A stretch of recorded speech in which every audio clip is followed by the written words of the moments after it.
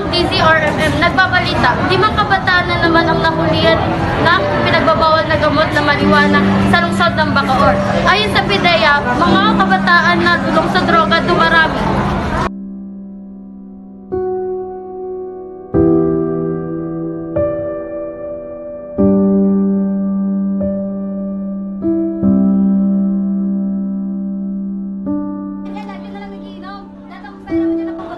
Pwede ba, tigilan mo nga ako? Ito na nga lang pantanggal pagod ko. Galit ka pa?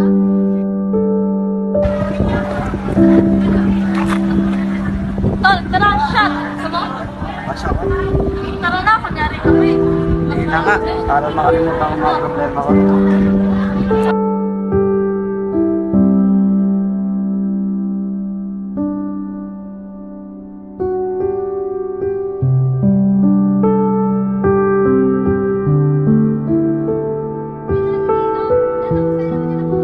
Pwede ba, tigilan mo nga ako? Ito na nga lang pantanggal. Lagi na lang iginom. Dahil ako pera mo dyan ako. Ayaw mo lang ang oras sa akin. Mag-iwalay na lang usapin ng mga magulang. Mama na ako.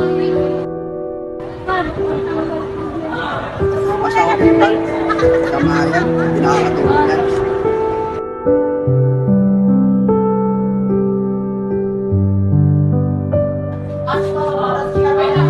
Meron kami dyan.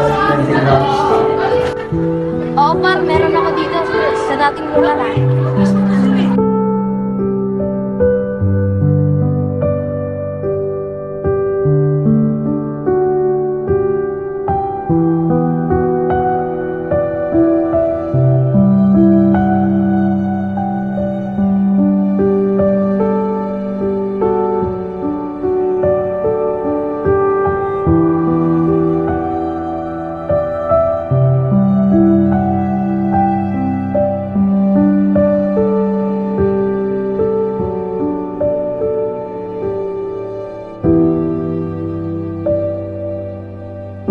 Ano mo ba tulungan mo ako?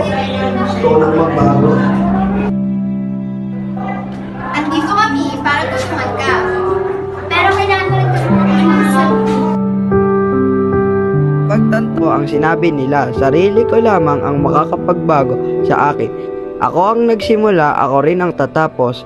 Kaya naman nagbalik tanaw ako sa pag-aaral at halos 1 buwan na lang magtatapos na ako.